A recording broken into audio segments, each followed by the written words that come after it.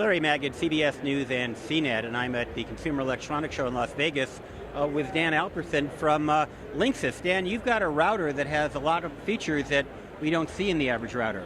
That's true. We've always built very, very functional, capable routers, but what's really been lacking in this category, in this space, is an interface that most consumers can use. And so we're really exposing the power of what's inside that router that people typically stick inside the box, and putting it on a modern interface that people can approach. Let's take a look at the screen here. So as you can see, we've got, this is a view of my home router right now that I'm viewing remotely, actually, up in Seattle. And I can get a quick glance at this dashboard, exactly what's going on with all the services of my router, whether I've got the guest network on, whether I've got parental controls applied, whether I might need to apply prioritization for the purposes of media entertainment to a device in my house. Now, I have a voice over internet phone, and sometimes it degrades. Can you make sure that it gets the priority if I need it?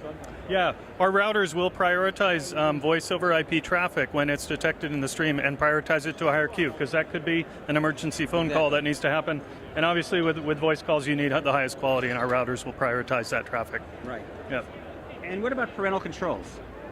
Well, parental controls is, we provide fundamental parental controls inside our application, but what we also have are partners that have built on top of our router platform more capabilities that really speak specifically to problems that consumers express. So if the problem is my teenager spends too much time on Facebook, our application developers, third-party application developers, building for iOS and Android, the mobile devices people use every day, can answer the question, well, let's block my daughter's device from Facebook and Twitter for 4 hours. And that's done in the router as opposed to on the device? Yep, it's done through our platform. So they write applications that explore that richness.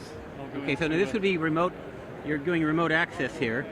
Yeah, everything is, all of the applications that Linksys developer community partners build are accessed remotely through our web service. Okay. So just as I'm accessing my own home network here, I'll point out another really useful feature for all the people that get stuck in an IT role within a family.